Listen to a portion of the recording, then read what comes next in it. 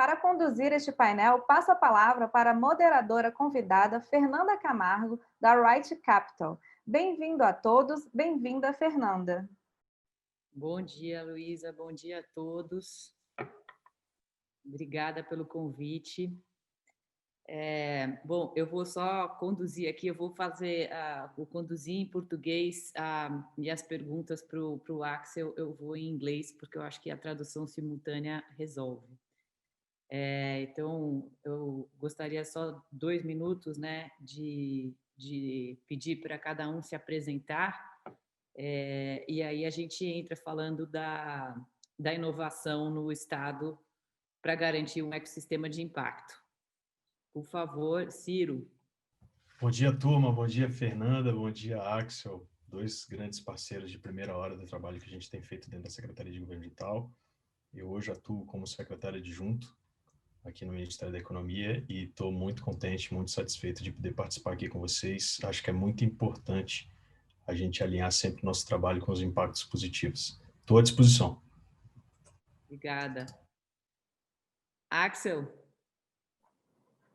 Bom dia a todos. Eu vou falar em inglês, preciso praticar mais meu portunhol.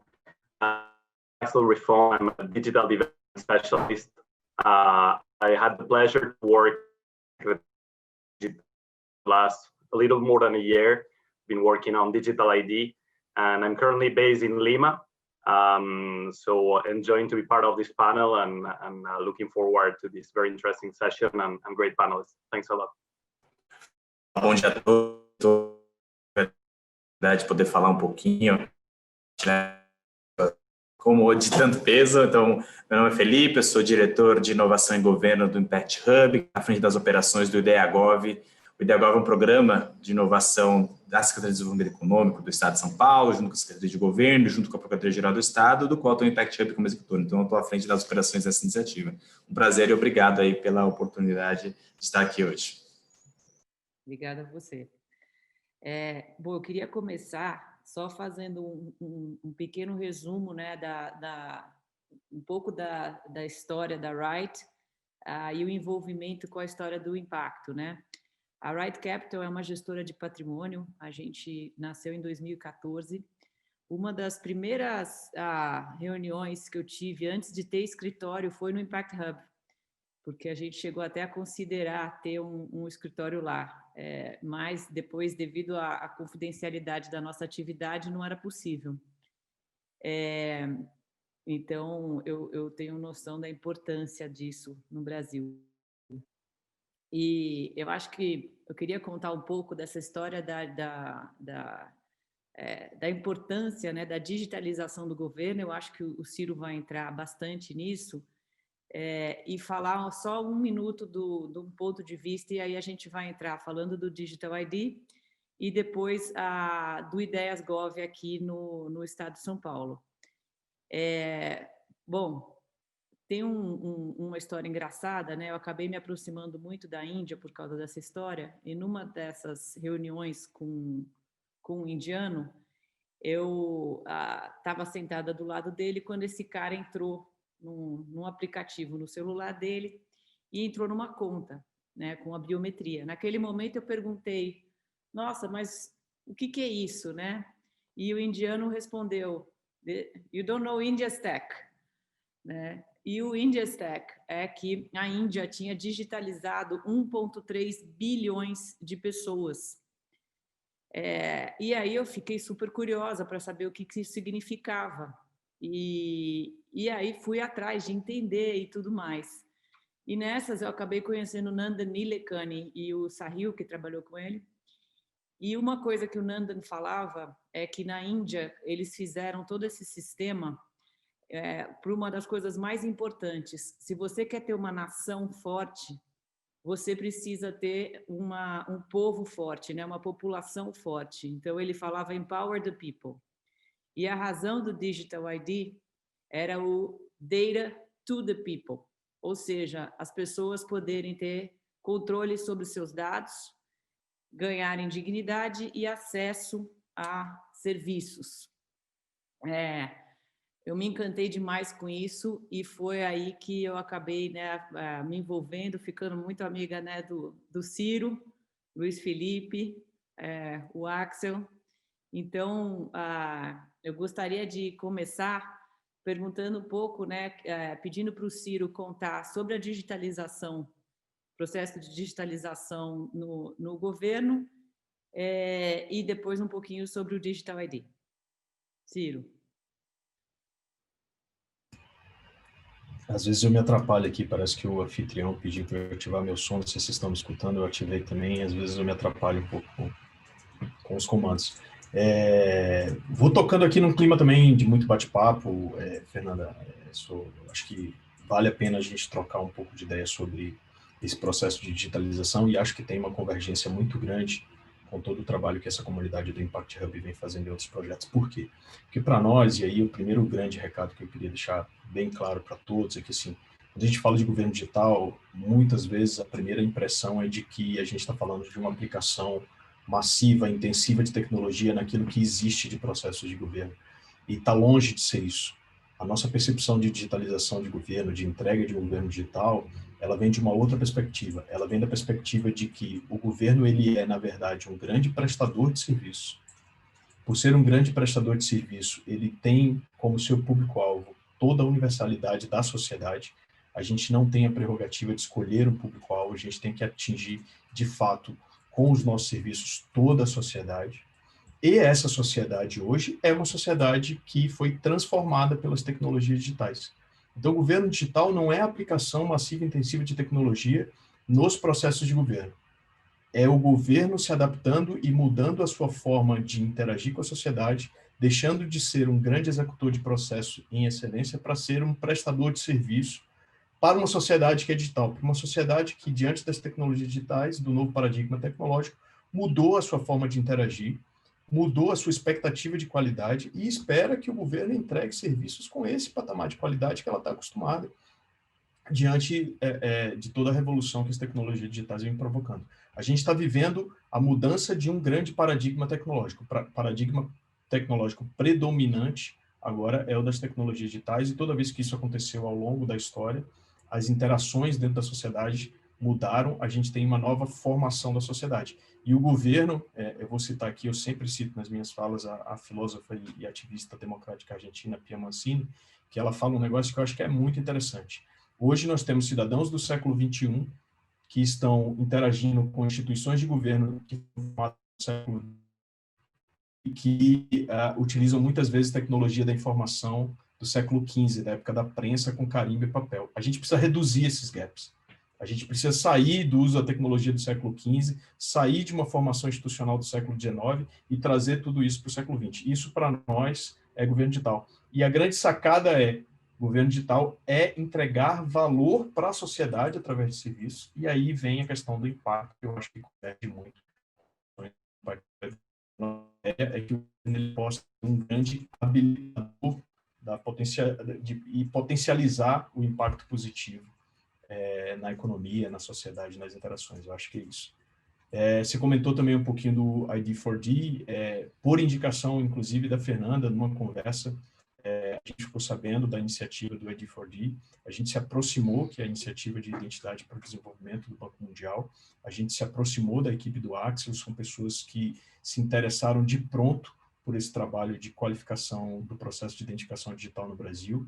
Como o Axel colocou na sua fala introdutória, já tem um pouco mais de um ano que a gente vem num trabalho conjunto de diagnóstico e de proposição de melhorias. Tem muita coisa bacana que a gente está construindo para a identidade digital, e a gente sabe que isso vai ser um grande habilitador em vários processos de governo e também processos da sociedade. Na nossa estratégia de governo digital, a gente vê o governo como algo aberto, transparente. E aí, para além de dados abertos, é um governo que entrega soluções que habilitam determinados mercados. Então, acho que essa é a visão que a gente tem e como que a gente está construindo isso junto com a iniciativa da Identidade para o Desenvolvimento, que é uma turma também super capacitada, interagindo em vários países, que a gente tem aprendido muito com eles. Acho que é isso. Acho que eu respondi, Fernanda. Obrigada, Ciro. Axel, could you talk a little bit about, how the digital ID can help with the development of countries, of let's say, you know, all these people that are invisible in your work? What have you been doing in all these countries? Thanks a lot, and thanks a lot for the introduction. I mean, you set a very high bar. So, I mean, overall, more than 1 billion people still don't have a foundational ID. And many others, they have one, but that one is limited. It doesn't protect their rights. It's not accessible to all. It doesn't enable you to access more services. So for that reason, the UN Sustainable Development Goals introduce explicitly Goal 16.9, which basically says that everybody will have, we need to provide everybody with a legal identity for all, including birth registration by 2030. And this is in line with the twin goals of the World Bank of ending poverty and boosting shared prosperity.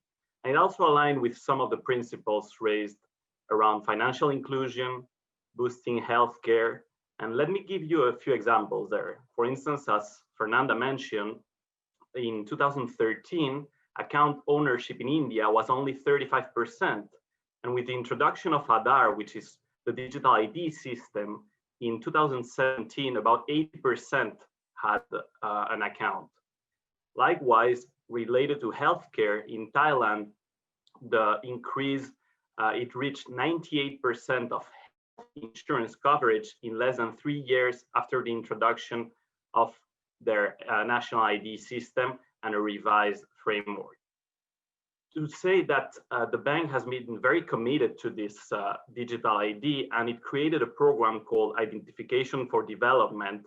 It is a cross global practice initiative. So basically it brings different sectors together, and it's been conducting a number of thought leadership and development of country diagnostics. It had been undertaking some operations supporting countries to establish a new digital ID. It has also been a global convening power. And I think in that aspect, it produced very rich resources such as the practitioner guide, but also topics such as data privacy, cybersecurity assessment, and other topics where we can see that those are needed. And as Ciro and Fernanda mentioned, to move into the digital economy and the 21st century, we need to enable people to be able to interact, connect, and trusted and inclusive ID that can help them achieving sustainable development. Thank you. Thank you, Axel. Felipe, mudando agora para cá, mais para a esfera estadual e também para esse assunto do GovTech. Nós, lá na Right, a gente nasceu, né, somente atendendo famílias que quisessem fazer transformação social. Então, a gente começou investindo em fundos que investem em empresas que estão resolvendo problemas sociais ou ambientais. Quando, né, isso que o Ciro falou, né, da digitalização, é muito verdade. E quando a gente começou a olhar para isso no mundo, a gente entendeu que GovTech é uma área, né, gigante de investimento no mundo. Aqui no Brasil está começando. A gente talvez agora venha a ter um fundo de GovTech, mas eu entendo que o financiamento para essas empresas ainda é complicado. Você pode contar um pouco do Ideias Gov e sobre essa ideia do como é que os empreendedores que estão trabalhando com o governo, como é que é a vida, né, de financiar essas ideias?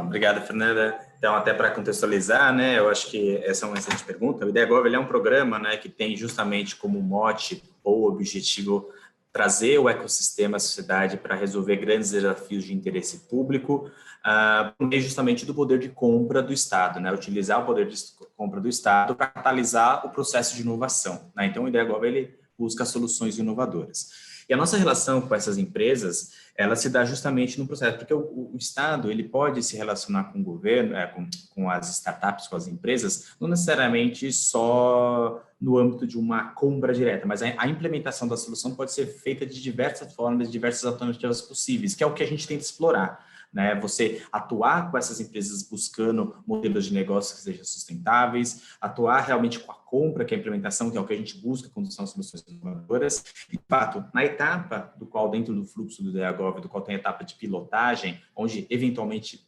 exige-se um recurso, vamos dizer, de certa forma, para pilotar essas iniciativas, de fato, existe um gargalo do qual a gente está tentando resolver. Porque existe a necessidade tanto de recursos financeiros para aportar, para que a empresa consiga, de certa forma, ser sustentada durante um período de pilotagem, como também o governo oferece benefícios ou recursos não financeiros, acesso à infraestrutura, acesso a outros tipos de recursos não financeiros. Por exemplo, a gente tem uma parceria muito grande com o Hospital das Clínicas, do qual todas as empresas que estão entrando, elas têm acesso a toda uma infraestrutura hospitalar realmente de uma estrutura sensacional, do qual tem um custo por detrás daquilo ali. Esse custo, de certa forma, ele não é financeiro, mas ele é revertido para as empresas que estão dentro desse processo, né? E quando a gente fala dessa questão de financiamento, uma coisa que, de certa forma, a gente defende cada vez mais é que as GovTechs, ou as empresas que queiram, de qualquer forma, atuar para resolver grandes desafios de interesse público, elas consigam diversificar também o modelo de negócios, né? Atuar com o governo não significa necessariamente atuar exclusivamente com o governo. Significa que é um potencial modelo de negócio dentro de uma estrutura organizacional. A gente percebe que esse modus operandi talvez seja um modus mais sustentável para todo o ecossistema, porque o governo, de fato, tem alguns processos que a gente está tentando desbravar, tornar eles cada vez mais claros, mais fluidos. Assim como grandes empresas, tem os processos próprios, às vezes são mais longos para empresas que são muito pequenas, né? E a gente percebe o quanto isso pode ser fatal para esse ecossistema. Então, ao mesmo tempo que a gente sabe disso, a gente também tenta mitigar essas incertezas dessas empresas, mas ao mesmo tempo a gente incentiva que essas empresas também busquem formas alternativas de se capitalizar, não só dependam exclusivamente de um único produto do governo, porque isso pode ser muito arriscado, né? E eu acho que esse grau de transparência e esse grau de abertura, esse grau de exploração com as empresas, de fato, que eu acho que configura uma boa parceria, né? Você realmente mostra para as empresas que estão se associando ao DEAGOV o que, de certa forma, é um modelo de negócio cabível para o contexto dos órgãos proponentes dos desafios e, ao mesmo tempo, se incentiva que essas empresas consigam outros recursos, seja do setor privado, seja de fundos de investimento, para que elas consigam se capitalizar, seja para continuarem dentro do fluxo do DEAGOV, mas, ao mesmo tempo, consigam se capitalizar para que elas consigam realmente vender os produtos para outros órgãos, inclusive o setor privado. Então, a gente percebe que essa mesclagem, não de uma empresa que só vende exclusivamente para o governo, talvez não seja necessariamente o melhor caminho. É um caminho possível, mas que tem seu risco. E a gente tem cada vez mais tentando mitigar esse risco, esses cruzamentos, dessa forma de pensar modelo de negócio. A organização pode ter múltiplos modelos de negócio e não depender exclusivamente do governo. Espero ter respondido, Fernanda. Obrigada, Felipe. Ciro, ia te perguntar, eu lembro uma última vez que a gente falou juntos lá na Blast 2, não lembro quantos serviços vocês já tinham digitalizado, isso era, acho que era começo de 19, né? Como é que está esse processo de digitalização no governo? Quantos serviços vocês digitalizaram já? Esse eu acho que é o primeiro grande desafio de quem trabalha com governo digital, né? Ofertar o serviço num balcão digital. A gente, inclusive, agora está entrando numa segunda onda, que é uma onda de qualificação desse balcão digital, e por isso também o projeto de identidade ganhou cada vez mais relevância, porque a própria interação com o Banco Mundial nos ensinou que identificação digital vai além de uma credencial disponível no formato digital. A gente trabalha muito forte com o processo de autenticação para acesso ao serviço digital. Boa parte da dificuldade que as pessoas têm de acessar um serviço público é pela falta de informação. Isso a gente resolve com um portal único. E outra grande dificuldade é ter acesso seguro e disponível para o serviço digital, que aí é o processo de autenticação. A gente avançou bastante nesse processo. E nessa primeira onda de disponibilização de serviços digitais, é engraçado que a gente não esperava que fosse tão acelerado. No final de 2018, a gente tinha um desafio que foi posto na mesa pelo então secretário especial, que nos colocou em digitalizar todos os serviços do governo federal até 2022. A gente meio que assustou, a gente vinha de uma transformação de pouco mais de 100 serviços no ano de 2018, de oferta desses serviços em balcão digital, traçamos uma estratégia. Então, desde janeiro de 2019, hoje, a gente já tem mais de 1.200 serviços digitalizados. O governo federal, só para ter uma noção da complexidade, essa semana com todos os trabalhos que a gente faz junto aos órgãos de identificação dos serviços que são prestados à sociedade, já chegamos a bater 4.033 serviços disponíveis para a sociedade, e 63% desses serviços hoje já são digitais. Lá no final de 2018, a gente vinha de um número ali próximo de 39% de digitais. Hoje nós estamos chegando a 63% dos serviços digitais. É um avanço extremamente significativo. E aí vai um outro grande recado que a gente percebeu também, compartilhando com vocês esse insight que a gente teve aqui, inclusive na interação com estados e municípios.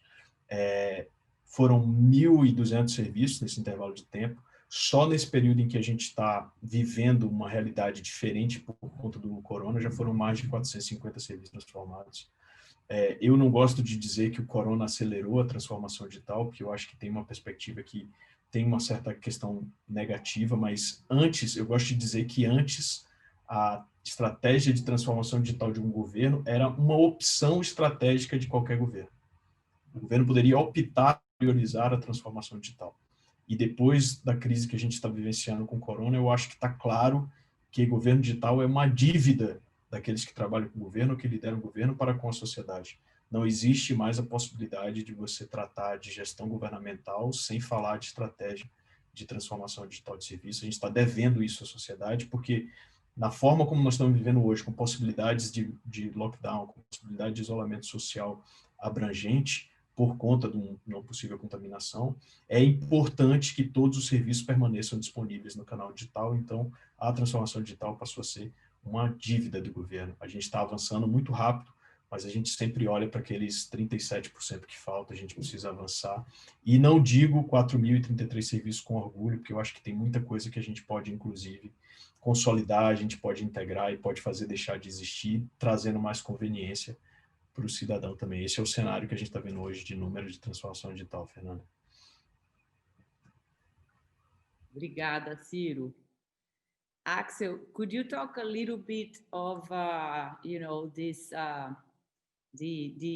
the authentication process, how the privacy, the protection of the ID? Yeah, thanks a lot, Fernanda, and very interesting. It became an issue, with all this hacking during the pandemic and everything. This is a very big deal now. Yeah, no, totally agree. And let me just start. I think it's important to mention that the World Bank has been supporting what we call the principles on sustainable identification. And in November last year, we were lucky to have been invited by the ENAPI to present those principles during the Semana de Inovação in Brasilia. And very lucky because we were in the same week of Arari. So I think it really shows the commitment of the Brazilian authorities towards really pushing the digital agenda. And we've seen that with the driving from SGD and the rest of the government. On those principles, as you mentioned, some of them are related to inclusiveness and universalization, such as Ciro mentioned, where basically you're trying to close the digital divide. There are still people who can't access those services because they don't have connectivity. Those are some of the risks. And I think despite all the negative aspects, the pandemic has basically shown how much we still have gaps and how much we need to invest in that, in improving broadband connectivity as a key enabler towards facilitating digital government and access to those services. Secondly, the principles mention as well the importance of inclusiveness, in the sense of having everybody having an ID, so don't leave anyone behind, but also having a design, privacy and security by design perspective. And that's essential because, as we've seen, and you mentioned it very rightly, that during the pandemic, obviously the increase on cyber attacks was driven by attacking the healthcare system because of the amounts of data that were circulating around there, because of the weaknesses, because of the quick reaction that all governments had to take, and all the amount of data that were basically floating. So in those principles, it's essential that in the design, in the governance aspect as well, very critical. We've seen that sometimes the major barrier for successful digital ID systems are related to the whole of government approach or the governance aspects, where you have different institutions that are owning different, what we call functional IDs, and it's very difficult for them to sort of collaborate because they say, I want to keep my own data.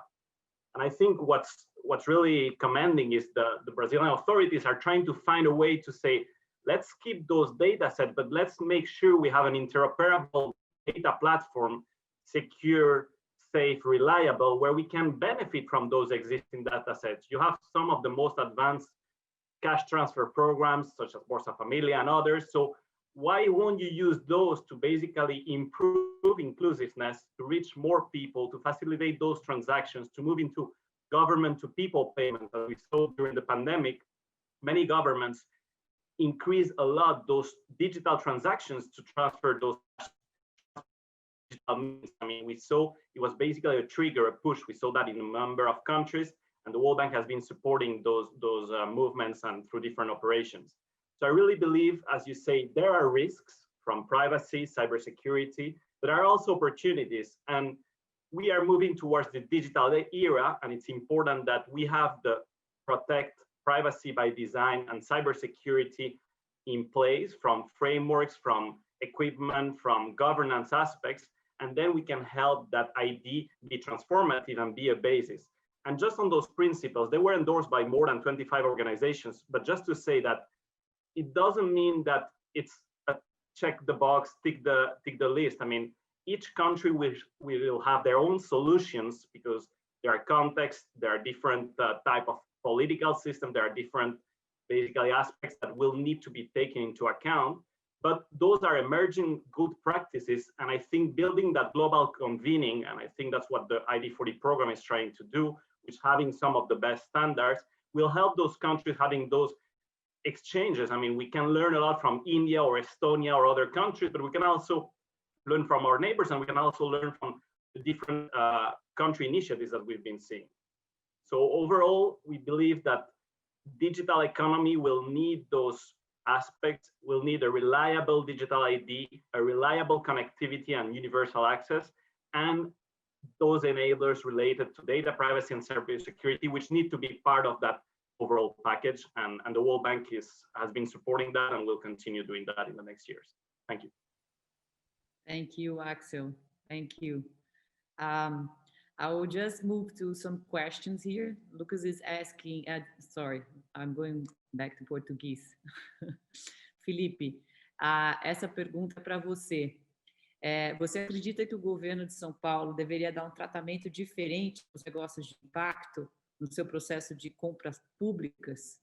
E quais são, na sua opinião, as áreas de maior potencial no estado de São Paulo que os negócios de impacto poderiam vender seus serviços?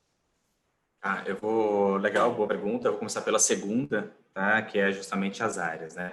Atualmente a gente está muito de olho agora em como é que o plano plurianual, do governo tem se relacionado com as UDSs, né? Então o governo do estado de São Paulo tem feito um esforço bastante grande em atrelar o seu plano estratégico, por assim dizer, e gasto orçamentário em relação aos UDSs. E isso, de certa forma, tem mostrado algumas lacunas de oportunidades bem interessantes no governo do estado e, de certa forma, como isso atrelado a objetivos mais macros.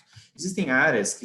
E por que eu trago isso? Porque essas áreas vinculadas tanto ao PPA como às ODSs, elas acabam primeiro mostrando onde, de certa forma, o governo está priorizando suas ações e, do outro lado, também priorizam como isso está dialogando com alguns objetivos macros aí que todo mundo, de certa forma, tem seguido.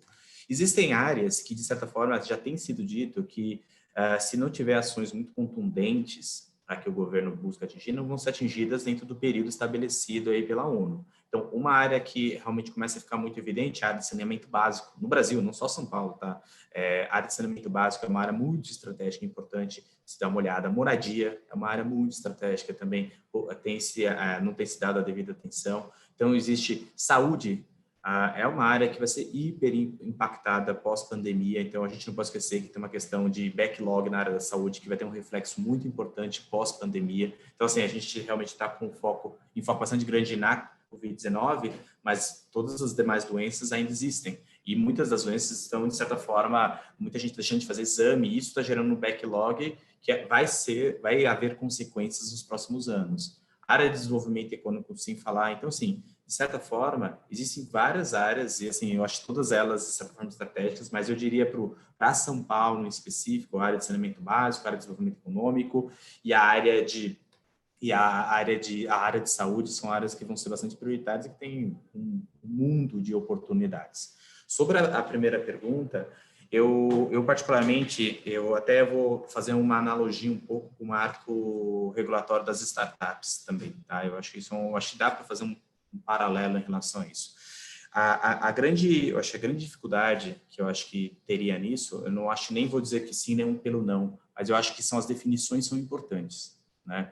Então, por exemplo, quando a gente olha o marco regulatório das startups, eu acho a grande fragilidade do marco é justamente o que são startups. Tá? E para mim isso conceitualmente é complicado, porque você, de certa forma, eventualmente vai abrir possibilidades de compra para um grupo de empresas ou um grupo de estruturas dos quais não existe uma definição padrão ou que todos concordem e muito menos uma legislação que regule, de fato, o que é uma startup. E, para mim, a questão dos negócios de impacto vai um pouco na mesma linha. Eu acho que seria interessante, desde que, de fato, você conseguisse deixar muito claro o que seria um negócio de impacto. Eu acho que alguns países têm feito fizeram um movimento muito interessante, assim, como a Inglaterra fez, que tendo que fazer com que o gestor público interprete ou crie iniciativas a partir da interpretação, porque aí você joga os riscos para o outro lado. Eu acho assim, no momento que você consegue estabelecer parâmetros bem definidos, claros, do que são negócios de impacto, do que são startups, do que for, eu não vejo problema algum, porque você pode, de certa forma, realmente alimentar e trazer um impacto social gigantesco. A única questão é justamente essas grandes definições que amarram isso e que, de certa forma, você consiga ser claro do que você está querendo dizer com isso. Então, a minha resposta não é nem sim pelo não, eu sei que fica meio em cima do muro, mas assim, eu diria que sim, desde que você consiga definir muito claro, porque você pode realmente trazer o poder privado para resolver desafios de interesse público, mas eu acho que sim, tem que ter, de certa forma, uma clareza de definição sobre o que seria e, de certa forma, que você conseguisse padronizar. Negócio de impactos é isso, isso, isso, aquilo. Não vai agradar gregos e troianos, mas pelo menos isso faz com que, pelo lado do governo, seja claro e você consiga ter ações contundentes e objetivas para esse, vamos dizer, para esse nicho de organizações. Tá? Então, acho que isso é um ponto aí que eu deixo para respondido. Obrigada, Felipe. Acho que nesse negócio de padronização do que é negócio de impacto, nós lá como investidores também sofremos, né? Porque a gente busca negócio, né? Os fundos que investem em negócio de impacto mesmo, né? E aí você tem os 50 tons de cinza, né? Porque daqui a pouco tudo vira negócio de impacto. Então, esse, de fato, é um grande problema, né? Acho que você está certo. Mas quanto ao saneamento, eu estou lá no Instituto Iguais, você está certo, tem muitas novas oportunidades aparecendo. Ciro, falar um pouco da infraestrutura. Eu lembro que uma vez lá na secretaria eu comentei com você que eu estava na praia em Caraívo e fui comprar um cocar do índio. E eu acho que o cocar custava uns R$20, sei lá. E eis que o índio vem com a maquininha, não vou falar de quem, mas veio com a maquininha. E eu falei, caraca, o índio tem a maquininha. E aí eu comprei o cocar, eu perguntei para o índio, né? Custou R$20. Quanto ficou na maquininha? Ficou R$4. Eu falei, o quê? Bom, a pergunta né? Acho que a gente vive aqui num país, né? A gente tem ainda o problema de conexão, né? De dados. Você ainda tem gente sem acesso em grande parte do país, então a gente precisa dessa infraestrutura. E ao tendo a infraestrutura, né? Eu imagino que a gente dando acesso, né? A população podendo escolher, esse custo da maquininha vai cair, né? Quer falar um pouco sobre isso? Eu acho que essa provocação ela sempre aparece nas conversas, Fernanda, e eu acho que você trouxe com uma perspectiva nova. Eu vou contar para você também que no início desse ano, um pouco antes da pandemia, eu tive no Alto Rio Negro, em Novo Airão, lá no Amazonas. Eu tive também no Rio Tapajós, no Pará, participei de algumas interações com algumas comunidades, e em nenhum lugar faltou máquina de pagamento de cartão de crédito. Em nenhum lugar. E a maioria delas, inclusive, as máquinas mais modernas, por aproximação. Fiz uma viagem também no início do ano, que eu saí daqui de carro de Brasília, fui até Maceió, passando pelo interior da Bahia, de Sergipe e Alagoas. Em nenhum lugar faltou conectividade para fazer pagamento. Eu acho que a gente tem que reconhecer que isso são ciclos, né? E economicamente falando, há sim um investimento privado, e esse investimento privado, ele, de certa forma, traz essa questão do desenvolvimento, gera uma necessidade que vem, arrasta por si uma série de negócios. A gente viu muito isso. A gente lembrar, 15 anos atrás, o Brasil, o mercado de pagamentos eletrônicos era um mercado extremamente restrito. E, de repente, você viu crescer absurdamente e todas essas taxas foram diminuindo. E aí chegou o ponto agora que o Banco Central acabou de lançar o Pix, onde você tem um meio de pagamento que é gratuito e que você tem uma interação rápida e fácil entre qualquer pessoa. Então, a gente tem que perceber, para mim, essa visão de ciclo, de que as coisas, a partir do momento que aparece um novo negócio, você começa a agregar, depois você tem uma disseminação disso, novos entrantes, e o governo tem um papel fundamental de regulamentar, regular e também se posicionar para que haja um equilíbrio entre as partes.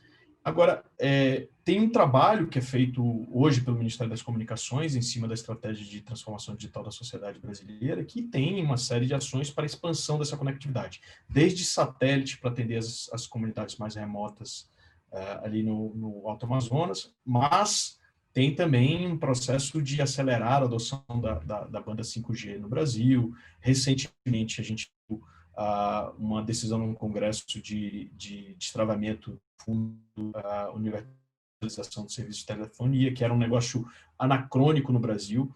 Havia previsão de investimento de um fundo bilionário para a instalação de orelhão, para a instalação de telefone público, e quando você tem uma necessidade grande de instalação de antenas de distribuição de rede de internet. Então, esse tipo de mudança, a gente e com o próprio Congresso, vão avançando aos poucos.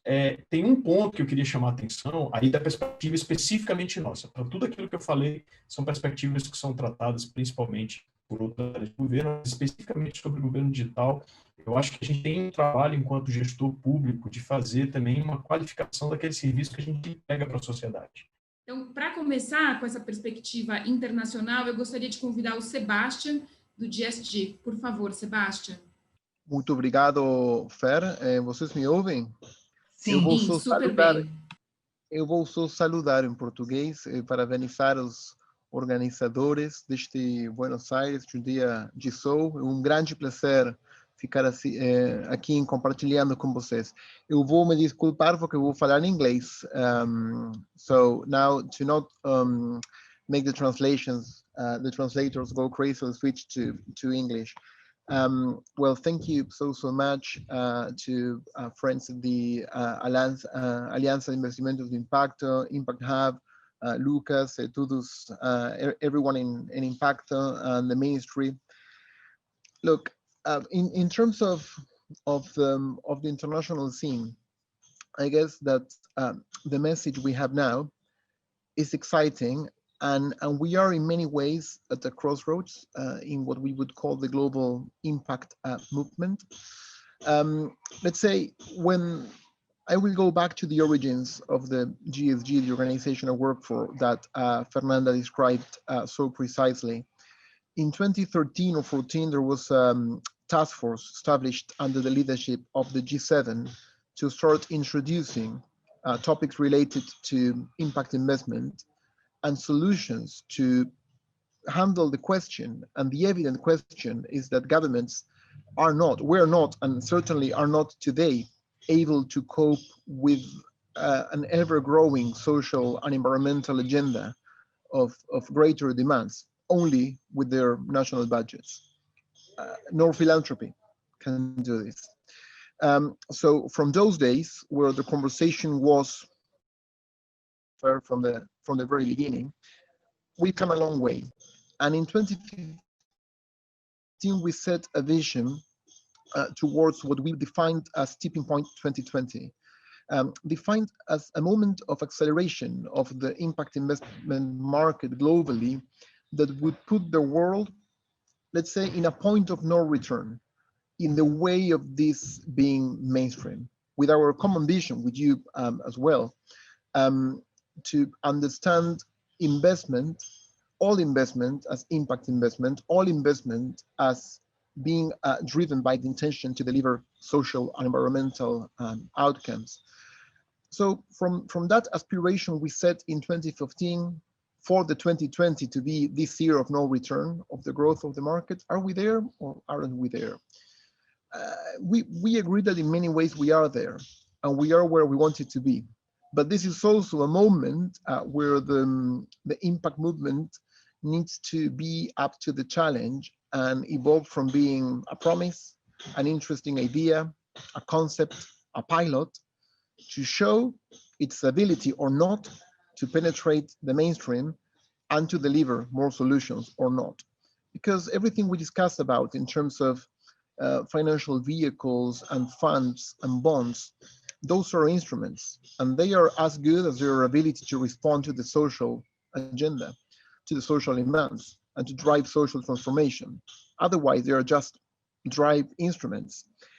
And the pandemic context puts the bar very high, and the movement and stakeholders and the people we work for will say, well, are you up to the standard or not? So it's really a test of character for the impact investment movement and for the impact movement more widely that goes beyond investment. And I will comment on that very briefly.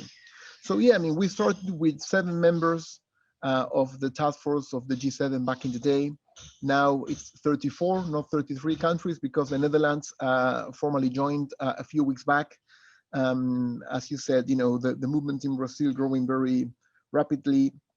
The global market reaching $750 billion last year, estimated to grow to $1 trillion, perhaps by the end of the year, by the beginning of next year. Sounds like a lot. It's still not a major fraction of the professionally managed assets around the world. So it's very positive. And if you go back to the vision we set in 2014, there was a whole chapter of a resource we produced that was called the first trillion, because we saw the first trillion at that point that would achieve a breakthrough. Well, now that's to see, and that promise is on its way to being fulfilled, but we are not yet there. So it's good news, but it's also a call to action to really make the final push and accelerate this and be mainstream. And yeah, I mean, we are seeing more and more, and you are seeing this in Brazil as well, more and more entrepreneurs, the younger generations, signaling themselves and wanting to be impact entrepreneurs. We are seeing more and more corporates shifting towards impact. We are seeing mainstream asset managers and funds like M&G, BlackRock, TPG, gradually embedding impact across their whole portfolios, conceiving themselves as impact investors. Well, 5 years down the line, 5 years before, this wasn't the case. So there are many reasons to feel positive, but it's also a reason to keep the head down and say, well, we haven't won anything. We haven't hijacked the system yet. And the need to transform the DNA of capitalism for not only every investment to optimize the traditional notions of risk on return, but also impact, but also all consumption decisions. Because one of the evolutions in the thinking is that from impact investment back in the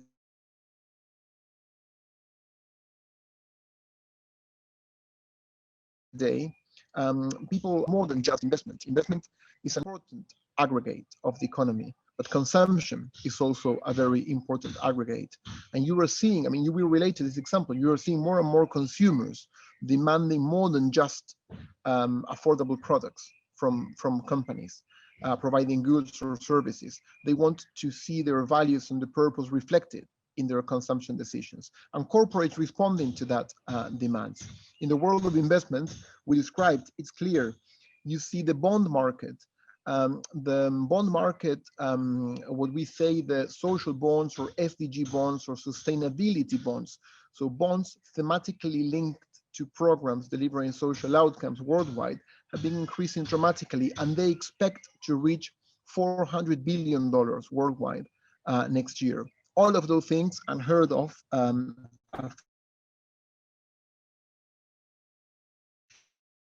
few years back.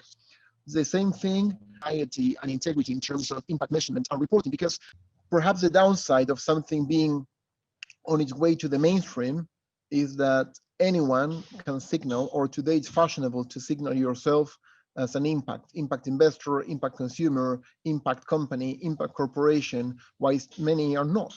So the challenge is also to conserve the integrity of the movement as it becomes bigger, and not to be a bluff or a balloon full of hot air. So I would say that from an aggregate perspective, the pandemic context, I insist with this idea of the challenge, and not putting all the tools in the terms at the service of a just, sustainable green recovery. And I guess Sebastiano will talk a bit more about that from his unique perspective. That needs to be a call to action that we now outsize all, and to keep our heads down, to link the instruments that we design to the social issues we are trying to solve for. So now go into the role of government, because in this continuum of the impact economy, we talked about investment, you can talk about consumption, but well, what's the role of government? And then governments can argue, well, I mean, the notion of impact or risk and return are not relevant to me. We've always been about delivering impact and delivering social transformation. That's technically what people voted us for, both the state and the government. Well, but are governments really impact governments? And what does it mean to embrace impact for a government? So that's not an easy question. In our view, it has a lot to do with investing more wisely, with investing according to outcomes, in designing frameworks that invite the private sector and private capital and can leverage and mobilize resources at scale to face an agenda that they alone won't be able to cope. And I say this both as a former Secretary of State here in my home country of Argentina, and discussing with experts and people who, great experience like Lucas. And in this moment in time, policymakers around the world, certainly in Brazil, won't be interested in engaging in any discussion that is solely around sophisticated financial solutions, because all governors, all politicians, all public officers around the world are now, rightly so, facing greater demands to pose real solutions to problems facing real people, especially the most vulnerable. So it's an exciting time to carefully bring together the instruments with the tangible solutions. So be more issue-centered, more action-oriented, and more context-specific, because what we are learning globally, sounds obvious for us in South America, not so clear to folks in the global north. That's also an advancement.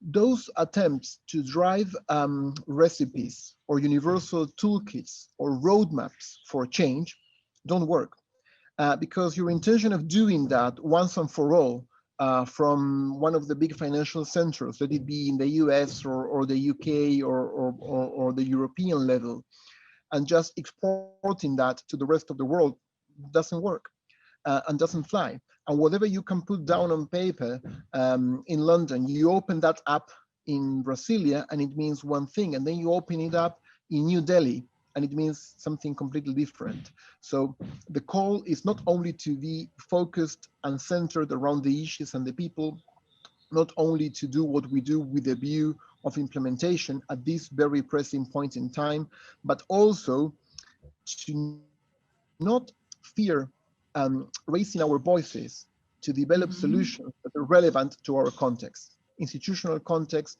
macroeconomic context, and innovation will come from the global south, will come from Brazil, will come from Mexico, will come from India, will come from Bangladesh, and it needs to be that way. So those principles, I think, should be embraced greatly. In the case of Brazil, the very good news is that you have the Alianza, you have an Impacto. And Impacto, guys, maybe you don't realize it, but it stands globally as a very inspiring example for the rest of the world. The continuity with the change of administration, the consistency in implementing an agenda. So in Brazil in particular, you're not building from scratch, you're building from solid foundations. And we at the GSG are here to help and to keep walking that walk with you. But from our perspective, not trying to dictate anything, but trying to co-create these solutions, these outcomes-based solutions, greater transparency, bonds linked to programs, side by side with you. So I will park it there because hopefully we'll have a chance to speak, but just leave you with this idea that yes, this is getting bigger, this is getting mainstream, but we are not quite there yet. And perhaps 2020 and the rest of 2020, which is tomorrow, and 2021, 22 will be the crucial years for the credibility of the movement. But moreover, the way we walk the next years will determine if we stand a chance of recovering from this crisis in a just manner, or if we will end up in a world that replicates even greater inequality, even greater environmental degradation, and that very negative scenario is not ruled out. Today, I would say chances are 50-50. So let's not take this transformation for granted and keep the heads down and keep working for things to be the way we dream about them. Because there's another conference with many other people who don't think like us, and they are more than what we are.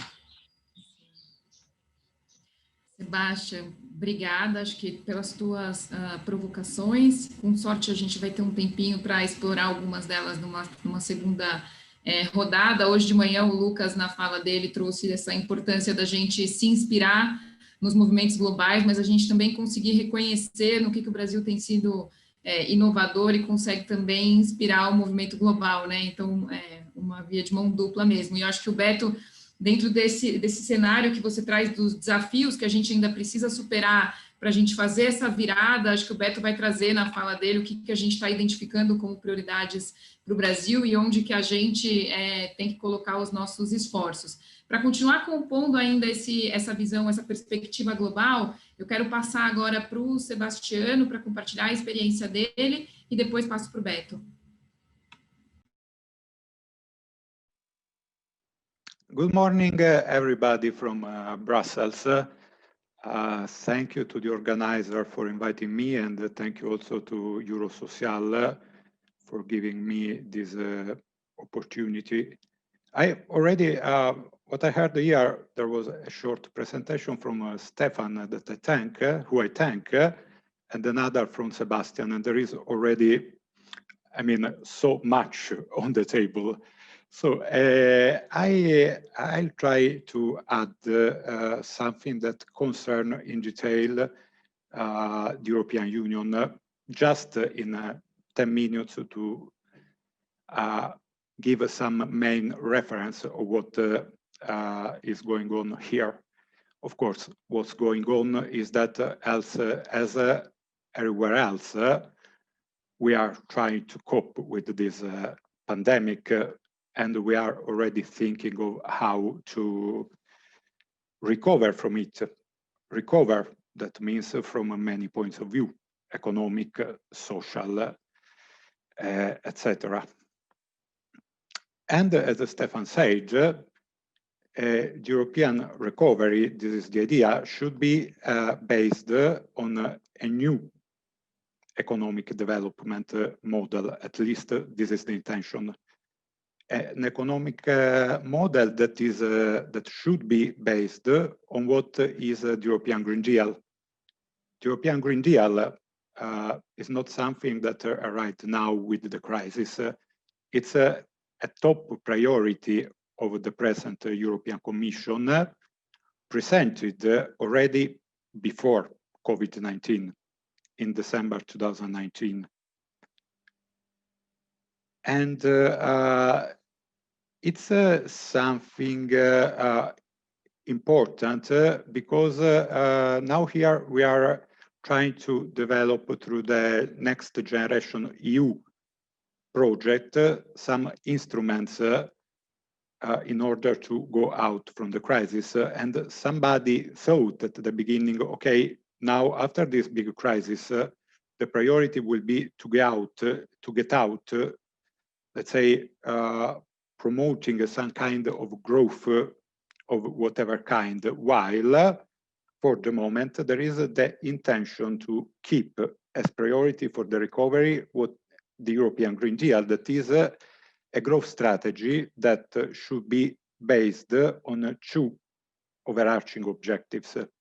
That is reaching zero net emissions of greenhouse gases by 2050 and decoupling economic growth from resource usage, and trying to protect and conserve natural capital. The idea is that the idea in a way it's not so new, because this recovery program is based on what is usually known as a sustainable growth, a growth pattern that should at the same time be environmentally compatible and promote social progress.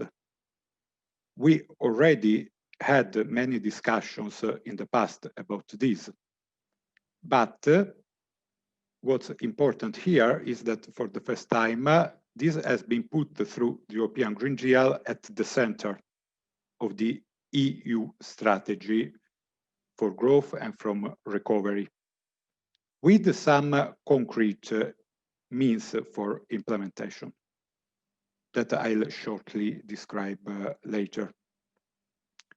So, as Sebastian said, it's true that in order to promote impact, environmental impact, social impact, governments alone are not sufficient. We need the contribution from private investors, from civil society, but for sure, governments can and should set a direction. And in the European Union, there is an attempt to set as a clear priority the environmental transition and climate change, but this is not sufficient. That's because there is also a certain, at least in the European Green Deal, a certain awareness of the fact that promoting green growth or green investment di per se would not be by default, would not lead to more social justice. So the idea in the European Green Deal is that of promoting what is called just transition. That is, while setting as a key priority the environmental transition, keeping in mind that this transition can have uneven social implications, and that these transition policies towards a more environmentally sustainable growth model will entail both risks and opportunities that in a way should be fairly shared across territories, across individuals, and across social groups. So in the European Green Deal, this idea of just transition that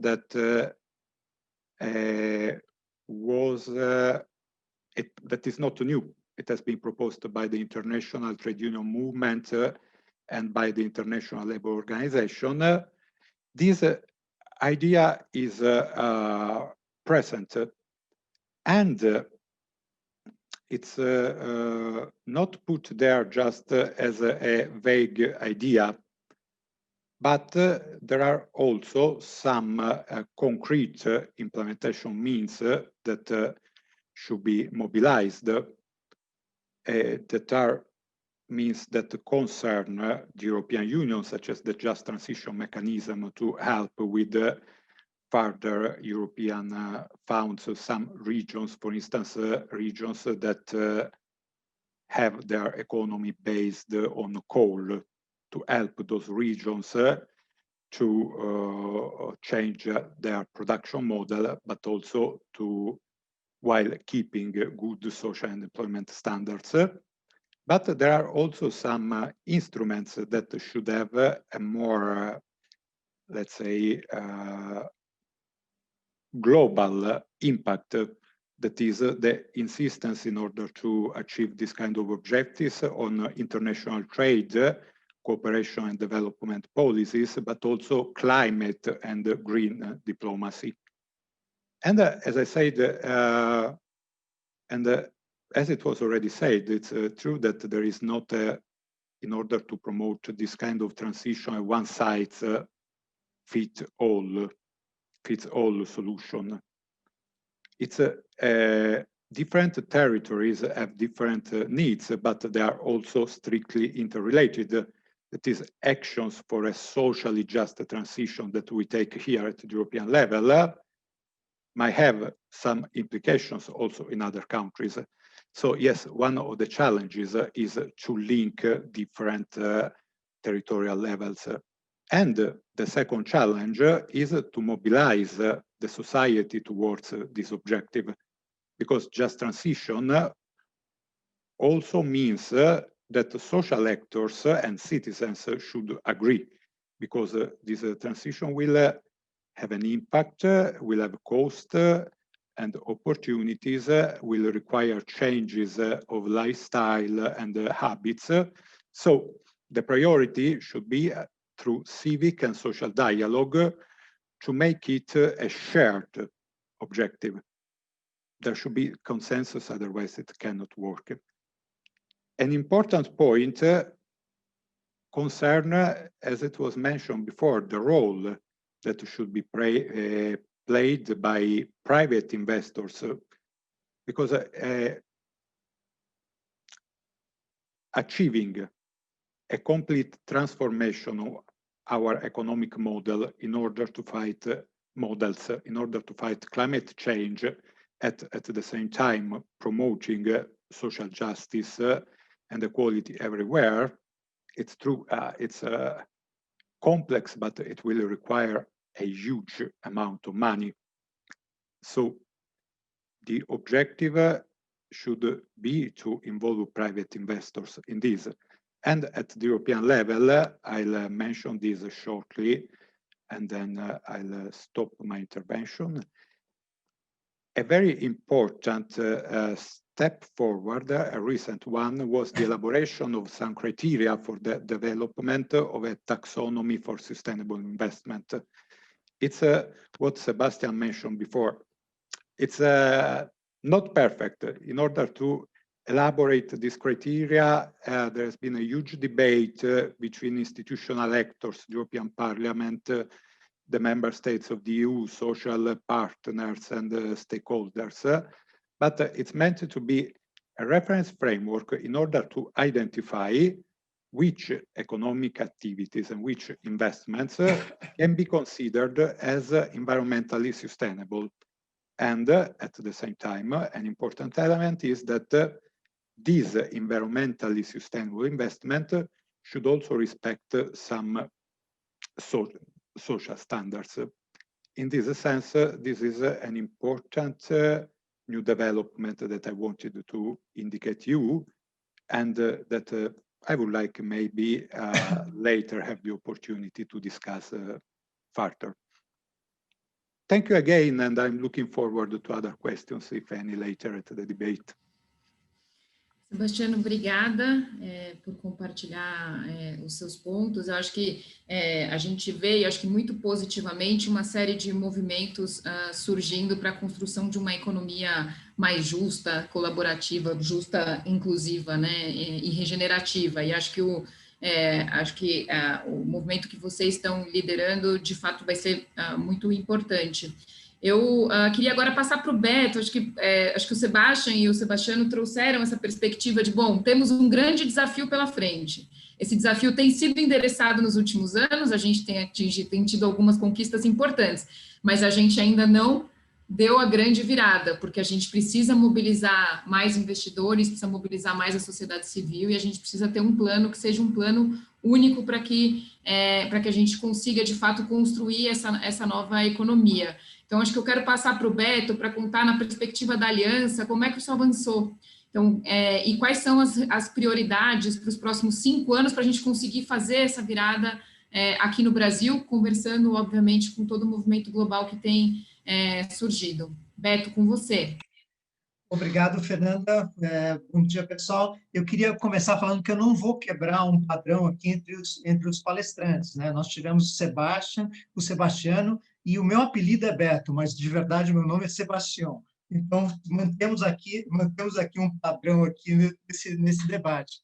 Eu vou também, mas eu vou quebrar o padrão aqui. Eu tenho uma pequena apresentação. Espero que não seja chata para vocês. Eu vou tentar compartilhar. E, calma. Alguém alguém já compartilhou para mim aí, é isso? É isso, Roberto, Beto. É isso aí. Tá ok, beleza. Bom, pessoal, eu vou falar aqui sobre a temporada 2 da série Recomendações para fomentar o ecossistema de investimento de negócio de impacto. A minha colega Débora falou sobre a temporada 1, ela quase deu spoiler sobre o que eu vou falar aqui, né? Então, ela começou a falar da segunda temporada, que é o capítulo que vai de 2020 a 2020, os capítulos de 2020 a 2025, e com isso ela quase quebra a minha perna, porque não ia ter outra coisa para falar. Estava preparando aqui uma pauta alternativa, ia falar da classificação da Série B, onde o meu segundo time de coração, o Sampaio Corrêa, segue firme rumo à Série A. Mas vamos lá, vamos falar aqui sobre como é que a gente construiu essas recomendações. Eu rezo de pé junto que tem alguém que vai passar os slides para mim, é verdade? Então pode passar o próximo. Não está rolando. Tá? Não? Gente, se eu pudesse compartilhar, não é essa apresentação que eu queria mostrar. Eu posso compartilhar a minha tela aqui? Acho que essa foi a apresentação que a Débora utilizou, Beto. Melhor que você compartilhe sua tela. Pode sim. Isso. Muito obrigado, Roberto. Obrigado. Vocês estão vendo minha tela ou eu estou no modo vexame? Estamos vendo sua tela. Muito bem. Bom, a Fernanda, eu trabalho no ICE, faço parte da diretoria executiva da Aliança pelo Investimento de Negócio de Impacto. A Fê já descreveu bem do que se trata isso, uma jornada, uma iniciativa que já tem uma jornada de quase 7 anos de vida e trabalha para ser um grande articulador desse ecossistema no Brasil e produzir, disseminar conhecimento. E nessas, a gente percebeu lá atrás, como que a gente poderia avançar esse tema no Brasil? A gente fez um copiar-colar do que havia sido feito em outros países, Estados Unidos, principalmente Inglaterra, e construiu recomendações para avançar o campo. A Débora já fez o balanço do que aconteceu, do que foi essa jornada nos últimos 5 anos. E agora a gente resolveu fechar a conta e iniciar um novo ciclo. Esse ciclo 2020-2025, a gente deu uma abordagem diferente na construção dessas recomendações. A gente resolveu, com a ajuda de uma consultoria do Instituto de Tecnologia e Equidade, uma organização super bacana, resolveu atacar de uma outra forma, usando uma metodologia de pensamento sistêmico para entender problemas complexos como esses de como fomentar algo que é novo no mundo, algo novo no Brasil. A gente desenvolveu, então, uma metodologia tentando definir causas e efeitos, identificando barreiras, e isso culminou, né, está culminando nesse momento, o lançamento dessas recomendações e todo o trabalho que a gente vai ter pela frente, diálogo com outros atores do segmento, ou fora do segmento, para implementar essas recomendações nos próximos 5 anos. Eu falo aqui um pouquinho de como foi essa jornada, uma jornada cuja marca é a marca da aliança, uma marca sempre de construir as coisas de uma forma colaborativa, escutando o ecossistema local, escutando a experiência internacional. Os meus colegas do GSG e outros países colaboraram muito nessa construção, e a gente fez uma jornada nos últimos meses de construção dessas recomendações, que passou por várias conversas, passou por uma consulta virtual, que a gente conseguiu 115 contribuições efetivas para o texto, e disso está nascendo 9 recomendações para a sociedade brasileira, de como que pontos, que agendas a gente precisa tocar, que esforços a gente precisa fazer, o que precisa mudar no país para a gente conseguir emplacar essa agenda de uma forma ainda mais, de uma forma de fato duradoura e abrangente no nosso país. Bom, a gente quer muito, a Aliança quer muito que essas recomendações elas são uma propriedade coletiva, que elas sejam usadas por outras organizações para planejar a sua forma estratégica de atuar no campo. Isso já está acontecendo. Tivemos conversa já com o Banco Itaú, a Fundação Setúbal, o Fundo Vale, o Instituto Humanize, olhou as recomendações para pautar alguma das suas atividades nos próximos anos dentro do campo de investimento de impacto. Bom, nós chegamos, então, a 9 recomendações. O Diogo, que foi o grande, ele não está aqui com a gente hoje, mas ele foi o grande artífice, o grande líder desse processo de construção das recomendações, e ele agrupou em 5 grupos essas 9 recomendações. Uma diz respeito a fortalecer ecossistemas locais, ecossistemas importantes para o nosso mundo. Então, uma diz respeito e conversa totalmente com a Simpacto, que é fortalecer ecossistemas locais de impacto, a importância de que esse tema seja um tema nacional e não de uma região ou de uma cidade ou de um estado. Então, todo esforço dessa recomendação, e onde a Simpacto é ponto central nessa construção, é fortalecer, você ter uma rede nacional com todos os estados da federação e os principais municípios, com políticas dedicadas ao fomento desse segmento. A outra recomendação diz respeito a fomentar o que a gente chamou de dinamizadores de impacto. São todos aqueles que trabalham para que esse sistema, esse ecossistema, ele flua. Aqui a gente está falando, a gente chamava antigamente de intermediários. Quem são? Aceleradoras incubadoras, academia, estrutadores de produtos financeiros. Essa recomendação aqui diz respeito, então, a fortalecer esse grupo de atores que tem dificuldade, tem várias dificuldades financeiras para conseguir tocar a sua agenda. Então, essa recomendação diz respeito a isso. Um outro grupo, uma outra recomendação, ela fala diretamente, com uma lente específica, sobre territórios vulnerabilizados, da importância do ecossistema fortalecer aqueles que estão empreendendo lá na ponta, fortalecer aquelas organizações que estão ajudando lá na ponta esse pessoal a empreender. Essa recomendação é uma recomendação que para nós é muito, muito relevante e que a gente viu pouco avanço nos últimos anos, esperamos ver mais avanço. Outro grupo de recomendações, ela fala diretamente com o universo de investidores. E aqui investidores podem ser grandes investidores, cara com muita grana, até o pequeno investidor. E a gente tem duas recomendações. Uma que diz respeito ao tema de mensuração de impacto, que a gente chamou de contabilidade de impacto, da importância de você ter uma padronização do que é o impacto socioambiental de uma companhia ao operar no seu ramo de atuação. Essa é uma questão que é um grande divisor de águas para que a gente consiga, de fato, avançar esse tema no bolso dos investidores mais tradicionais que querem ver transparência.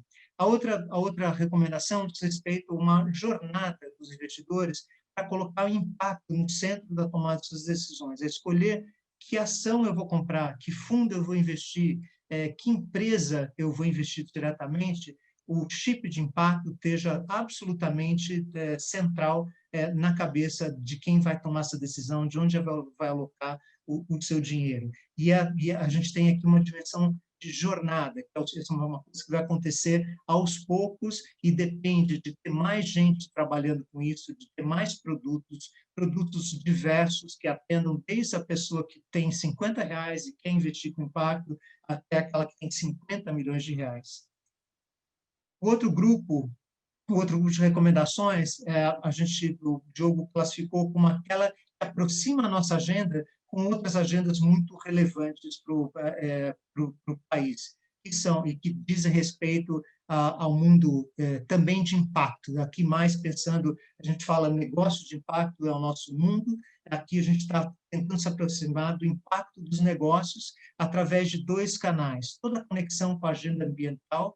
Então, é construir um diálogo mais aberto e mais cooperativo entre a agenda de quem trabalha na promoção de impacto ambiental com quem trabalha na promoção de impacto social. Essas agendas, elas se conversam, mas se conversam muito pouco. A ideia é fortalecer esse diálogo nos próximos anos. O outro diz respeito a como é que a gente traz para o jogo grandes empresas, que papel que elas podem ter para dinamizar o impacto. E aqui a gente está pensando não na atividade dela, mas como é que ela pode fazer para engajar em negócio de impacto na sua cadeia de valor. O que ela pode fazer para fomentar, com dinheiro ou com assistência técnica ou com conhecimento, negócios que orbitam em torno da sua cadeia. Aqui um exemplo que a gente quer é organizar laboratórios de inovação em torno de empresas, várias empresas do mesmo setor, e que elas tomando medidas para apoiar financeiramente e com capital social, intelectual, negócio de impacto que orbita em torno da sua cadeia.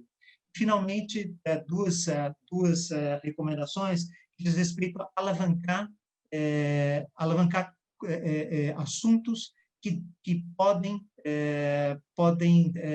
impulsionar o ecossistema de investimento de impacto. E aqui a gente escolheu dois tipos de assuntos para abordar. O óbvio é comunicação, né? Como ainda é muito importante a gente construir uma narrativa mais bem definida sobre aonde a gente quer chegar, o que somos, onde a gente quer chegar, essa comunicação com outras agendas que a gente chama dos mercados tradicionais. Esse tema comunicação é um tema sempre presente e que a gente talvez tenha falhado nacionalmente e globalmente. Depois o Sebastião pode falar um pouco sobre isso, mas essa é uma agenda prioritária. E a outra agenda é tecnologia. Como é que a gente incorpora o ambiente tecnológico, a inovação tecnológica a favor do impacto? Com isso, conseguindo escala na operação dos negócios de impacto e também colocando chip de impacto na cabeça dos empreendedores que querem usar a tecnologia como base para o seu negócio. Fernanda, eu paro aqui e a gente volta a conversar. Espero que tenha respeitado o tempo. A gente abre agora para o nosso bate-papo. Tá ótimo. Beto, pode deixar esse slide projetado, que eu queria te fazer uma pergunta. O pessoal aqui da organização do evento me autorizou passar uns minutinhos, então eu vou fazer uma rodada de perguntas aqui para os nossos painelistas, que são tão incríveis, né? E trouxeram tanto conteúdo que aí me deixaram aqui com pouco tempo para poder interagir. Mas, Beto, eu queria te fazer uma pergunta, podia você deixar projetado, porque eu acho que eu queria que você explorasse um pouco, dentro desses temas, né, desses 9 temas que foram identificados como recomendações para avanço desse campo no Brasil. Sem dúvida, o governo tem um papel muito relevante em todos eles, né? Mas em quais deles você destacaria que o governo tem um papel prioritário? Se puder falar um pouquinho disso, e aí eu vou pedir para vocês serem bem objetivos na resposta para a gente não passar tanto do tempo.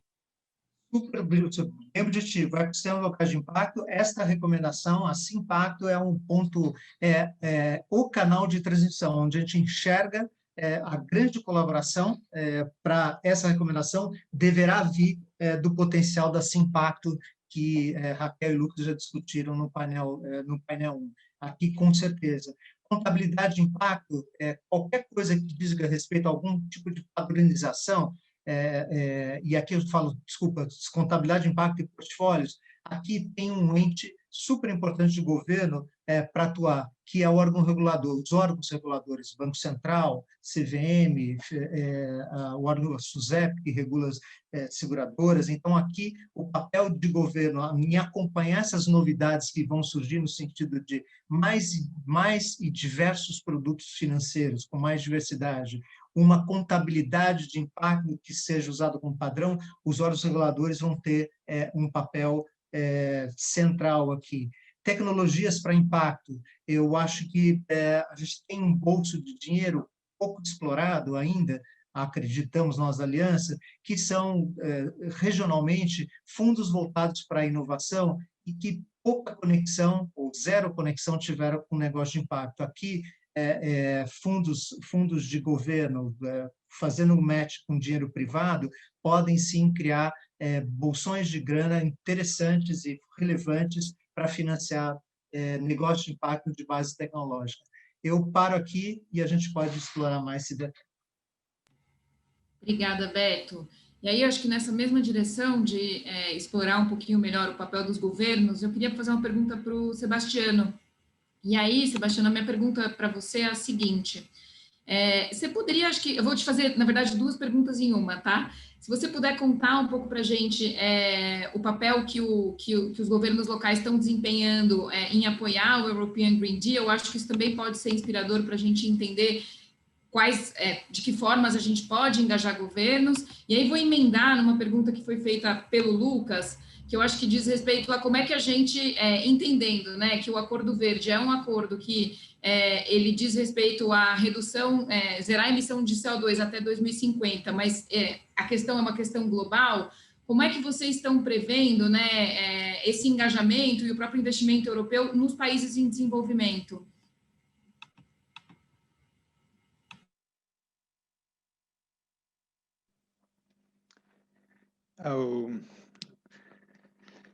Thank you for your questions that are quite complex. So maybe I'll start with the more complex one, even that is the second one. As I should say that over the last period,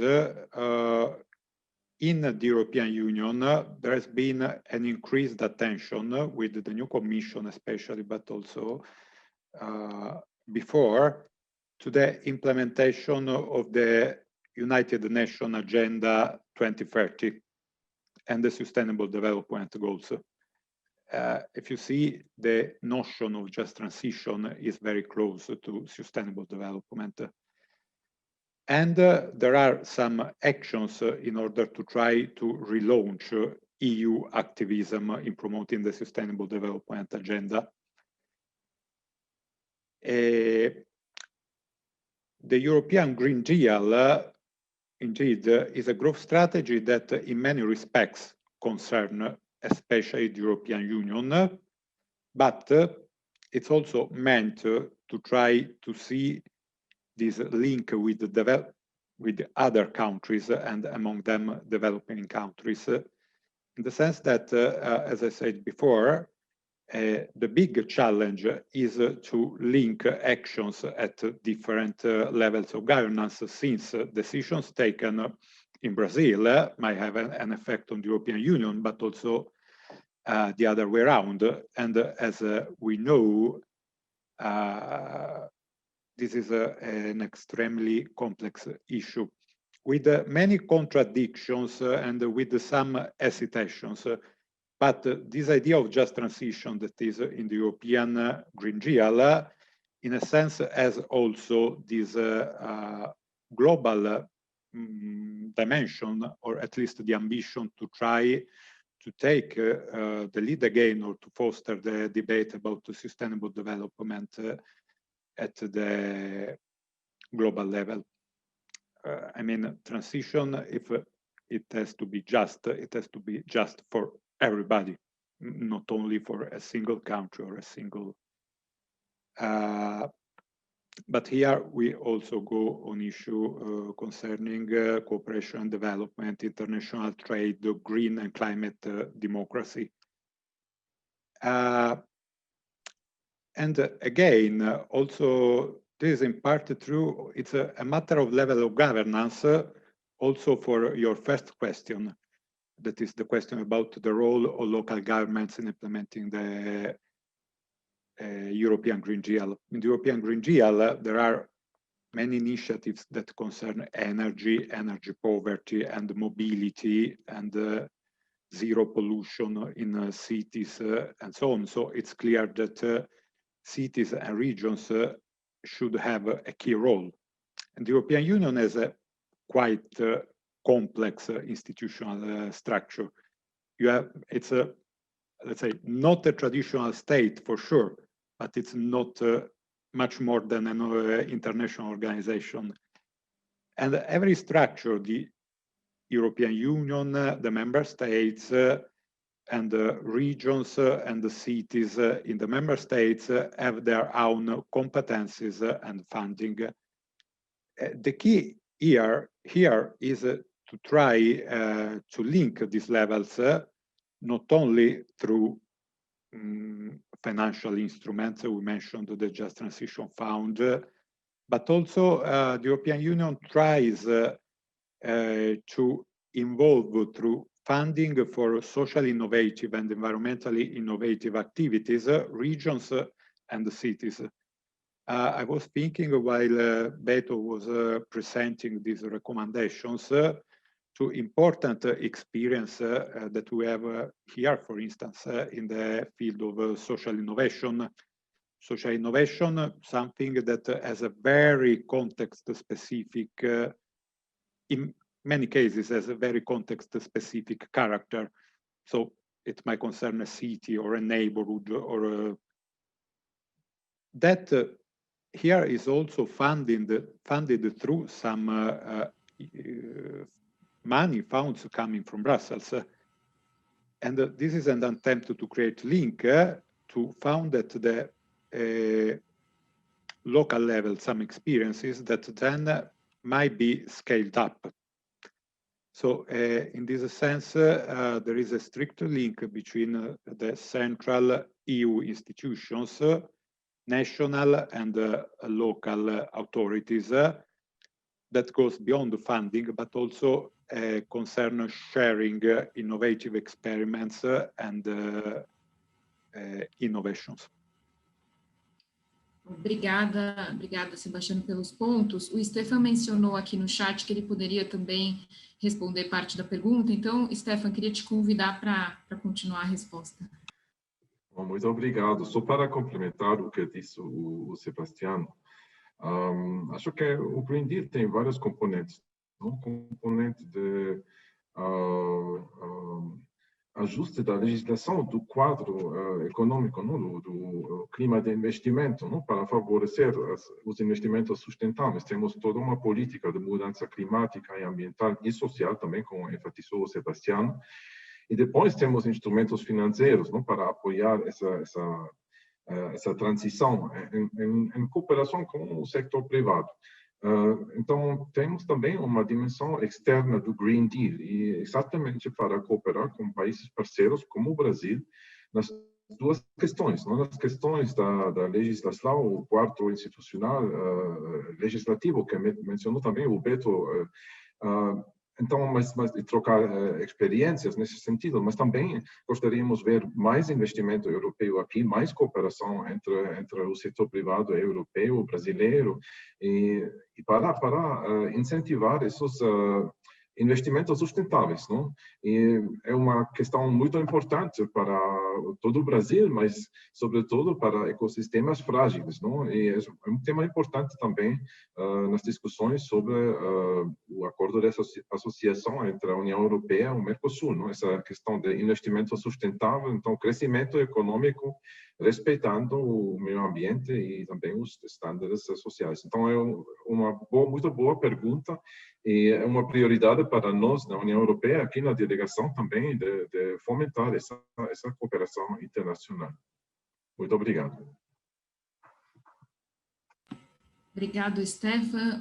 Obrigada, Sebastiano. Acho que a gente poderia ficar aqui o dia todo debatendo esses assuntos, que são assuntos tão importantes, mas para caminhar para o encerramento do nosso painel, eu queria fazer uma pergunta para o Sebastian. Sebastian, acho que mesmo, né, ao longo de todas as conversas, todas as apresentações que a gente viu aqui no painel, essa importância da gente criar ambientes institucionais favoráveis, né, e o engajamento de diferentes atores na resolução dos problemas, sejam problemas sociais ou problemas ambientais, tem sido fundamental, né? E nesse sentido, a gente sabe que no âmbito do GSG Global, vocês têm tido uma experiência super relevante no olhar para uma questão social que é muito presente, né, especialmente na América Latina, não só no Brasil, mas em vários países da América Latina, que é essa questão da habitação, né? Então, como é que a gente resolve esse problema do déficit, tanto qualitativo, quantitativo, que a gente tem da habitação no Brasil?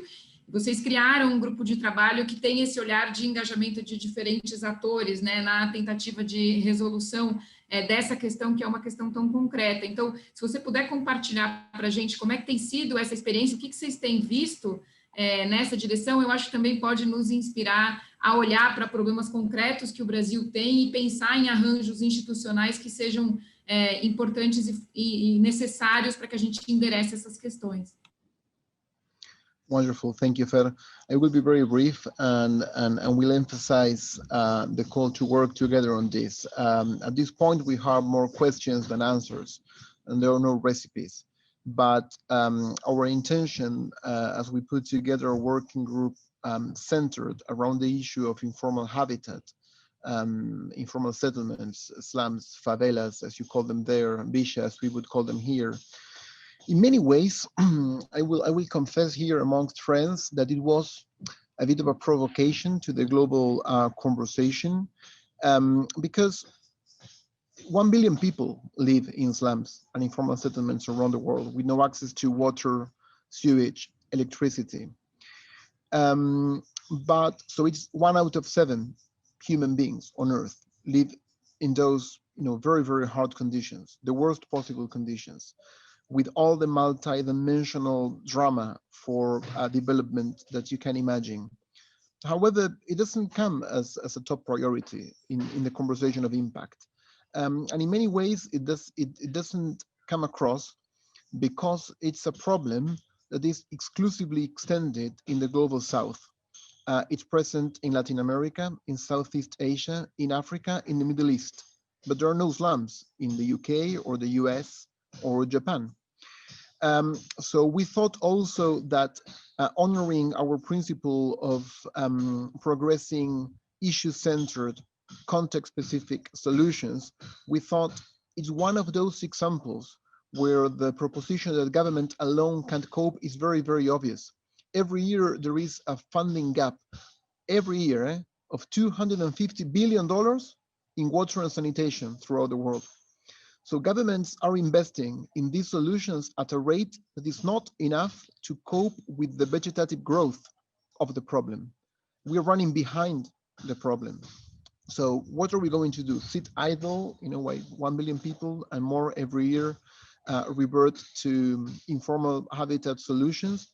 And the pandemic made it clear that inhabitants of the favelas, in Brazil it was very clear, as it was here in Argentina, that inhabitants of the favelas were amongst the most hardly hit by the pandemic. So wash your hands, keep social distances. How come? We are here and we are 8, 9, 10 in a room and we don't have potable water. What are you talking about? They are informal workers. They are young people who struggle to remain in school, even under normal circumstances, let alone during the pandemic. Informal workers in low productivity, low income jobs that lost it all.